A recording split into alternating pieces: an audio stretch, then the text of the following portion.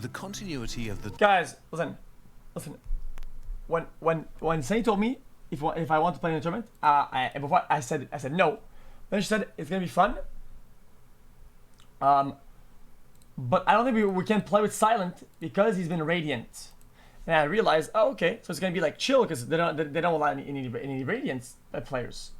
So then we start these games, and now I'm all kind of woo. I'm like, okay, well, you know, I don't know anymore. And now we're getting rolled, and it's like, dude, but take the L, dude. You take the L. You're being a sore loser. Yeah, but at the same time, it's kind of like, I think it's not gonna be high rated. It is. Then we're getting stopped, and then they're teabagging us, and they're being kind of weird about it. So that's like, okay. So where's the part where we're supposed to have fun and show that, hey guys, I'm having fun? Lol. No, man, I'm tilted. Dinosaurs had been going on for around 165 million years already, and it didn't seem this would change anytime soon. The world was warm and pleasant, and most of the land was covered with lush forests and an incredible diversity of trees, flowers, ferns, and trillions of critters. Dinosaurs were ubiquitous and had diversified into hundreds of species of all shapes and sizes. It's not about the teabagging, you asshat. Nobody cares about this. Nobody cares if everybody's having fun. The thing is that people think we're gonna win for fun. They hire a bunch of fucking pro Andes or what the fuck, high rated, and then they teabag because they're way better. So then it's like, okay, yeah, I get it. You're having fun, but yo, I mean, you know. Titanosaurs, large, gentle giants, shared the world with famous beasts like Tyrannosaurus rex or Edmontosaurus. Pectinodon hunted in the undergrowth, while Edmontosaurus wandered coastlines and swamps. An ancient paradise, a world of plenty, full of life. 66 million years ago, maybe on a Tuesday afternoon, life was the same as it had been the day before, or 1,000 years before, or pretty much 1,000,000 years before. Things were good for our feathered dinosaur buddies, until a tiny, tiny detail in the sky changed. This is wrong? I don't think this is wrong. These are really good. I'm gonna be honest with you. They do their research a lot. They're pretty good at what they do. If there were dinosaurs watching the stars, one night they may have noticed the appearance of a new star, a tiny dot that for many weeks slowly became bigger and brighter. Until one fateful day, it looked like another small moon in the night sky. And then it faded from sight as it dipped into Earth's shadow. For a few more hours, the illusion of continuity was upheld, until it was not anymore. In the morning, the object suddenly appears again, now almost as large as the sun in the sky and growing every moment, heading for the coast near the Yucatan Peninsula. It takes the asteroid only seconds to pass through the thin layer between space and the ground to make contact, as it enters the atmosphere at almost 60 times the speed of sound. Let's stop time. Here, we see the unnamed asteroid about to commit specieside. Larger than Mount Everest, it reaches not the impact that killed a lot, right? High into the atmosphere, higher than passenger planes would fly millions of years later. That's crazy. At this moment, the world was one way. In a fraction of a second, it would be fundamentally different. Let's make the transition. As the asteroid hits the shallow ocean and the bedrock below, the energy of billions of nuclear weapons is released all at once as the asteroid vaporizes. A flash of light illuminates the sky as an eerie bright white sphere grows over the Gulf of Mexico. Bedrock melts into seething hot plasma at tens of thousands of degrees Celsius. Jeez, man. I think it would be that big. Radiation from the explosion travels at the speed of light and immediately burns everything within a radius of about 1,500 kilometers, while the energy from the impact That's not that bad, is it? so hard against Earth's crust that it loses all strength and flows away from the impact site like a liquid, creating a hole 25 kilometers deep and 100 kilometers wide. The ocean is pushed back for hundreds of kilometers, okay, like with a kid. What's the circumference of the Earth then? How much is it? In kilometers? Or half of it? Jumps into a puddle. 40,000. As the crust bounces back, melted and flowing crust forms a temporary mountain It's not that bad then. stretching 10 kilometers into the sky. Oh, that's pretty big. An incredible amount of material is blasted into the higher atmosphere or even out into space, as much as 60 times the original mass of the asteroid. The violence of the strike is felt everywhere on Earth within minutes. A magnitude 11 earthquake may be the most powerful quake any living thing has ever witnessed in billions of years. It is so insanely strong Wait, is it that in 9? India it might have shaken gigantic lava fields and causes volcanic eruptions that Wait, would last 11? for 30,000 years and cover half of the Indian subcontinent with lava. Even on the side of Earth opposite the impact, the ground Chat, still moves. isn't that like on the Richter scale or whatever, which is exponential, which means that 11 is like an upwards bar for like an hour, by dude. several meters. Nobody would sleep through this day. The gigantic explosion crashes against the atmosphere with unprecedented violence and causes a shockwave that reaches speeds of more than 1,000 kilometers per hour near the site of impact, similar to the hyperhurricanes on gas giants like Neptune.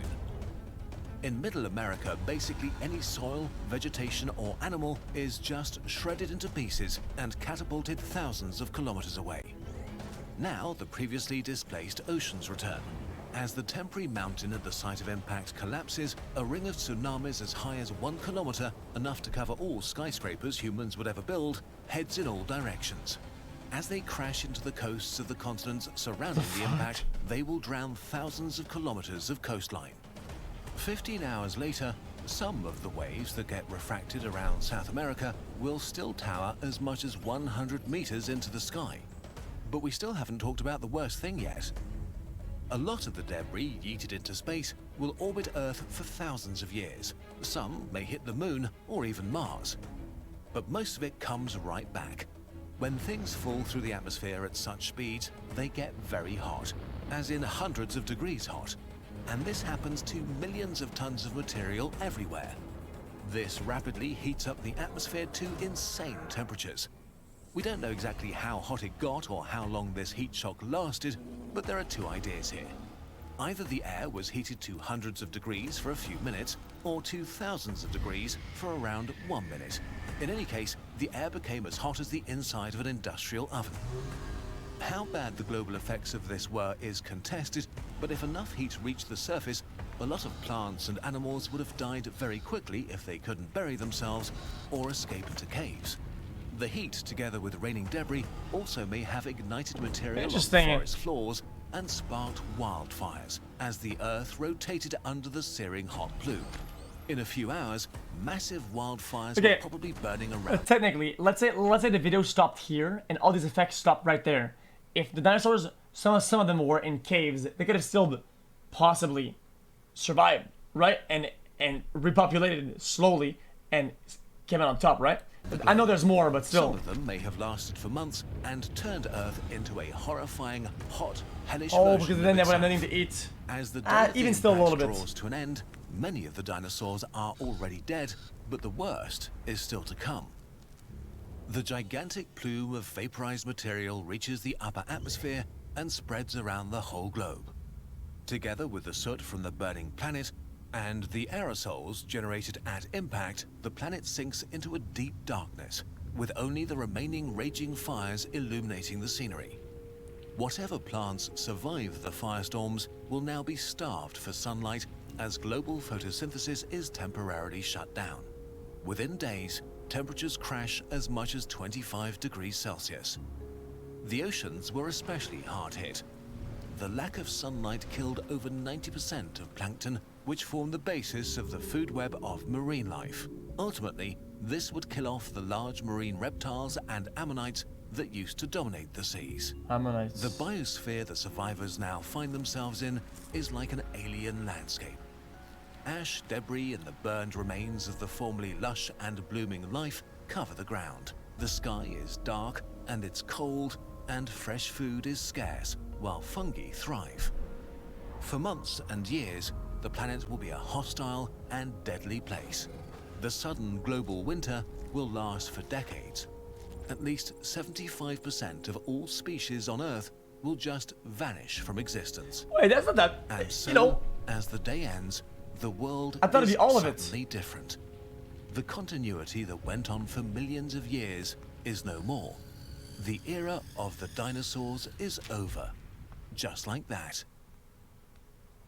Eventually, Guys, from the ashes of the old 75. world, I thought it'd be all of survivors it. emerged. Birds that are the direct descendants of the dinosaurs, and mammals that would eventually become the dominant animals on the planet. Without the asteroid, who knows what life on Earth would look like today? Without the sudden disruption of dinosaur continuity that completely changed the planet and all life on it, we might have never had the opportunity to become what we are today. It's not clear how long the human era will last. this guy says, hey man, this isn't fact. Okay, scientifics, okay, they use a lot of measures, okay, and a research to get as close as possible to what the very truth is, okay? Just because you say, well, you can't prove it, doesn't mean that it's dude, what the fuck is on to, man? So far, modern humans have been around for 0.1% of the time the dinosaurs were. And in this short amount of time, we've achieved impressive feats, from making the world our own to reaching space and splitting the atom. Yet our future and our long-term survival are not a given. If we're not careful, it could end in an instant, like the age of the dinosaurs ended. But in contrast to them, we know that our continuity is fragile, even if it doesn't feel like it. We can be prepared and be vigilant and hopeful. If we're lucky, our journey will go on for a long, long time. What if one shows up? Speaking of journeys, we want to address something in the spirit of transparency. Oh, okay. xQc has changed in the last 2 years. You We've changed, become man. more than a YouTube channel or animation studio, and now also run a paper shop that sells hundreds of thousands of calendars, posters, and notebooks. That's not a happy accident. Many of us have a background in graphic design. Paper products are our roots, and we actually started out creating posters, books, and print infographics. We love that you can touch them, smell them, nerd It's about a small hashtag ad, but that's details fine. and Because they make good printing videos, so I don't techniques. mind. Just like And the we watch the channel, videos, we so. started small and without great ambition. Step by step, we found the right printers and papers, learned about shipping, and expanded our shop. We put a huge amount of research, love, and hours into it because this is the only way we know how to do things. We don't just want to make generic merch, we want to make things that fit our mission of making science exciting and creating beautiful things. Things that persist and are made with high quality and love. Our shop gives us another outlet to do this, and as a nice side effect, has turned into our main source of income for everything we do on this I channel. love the colors they Which use. also keeps us independent happy. and our videos free for everyone. So, we want to build further on that and create more things that last. We've just started a new notebook line called Pocket Log that we'll expand on in the future. The first edition is a dinosaur-themed collection that will hopefully serve a future paleontologist well. There are loads of plans for sciencey stuff, more journals and calendars and infographics. Alright, Pac-Man. Chat, what was I gonna watch earlier today? Do you guys remember? Or not?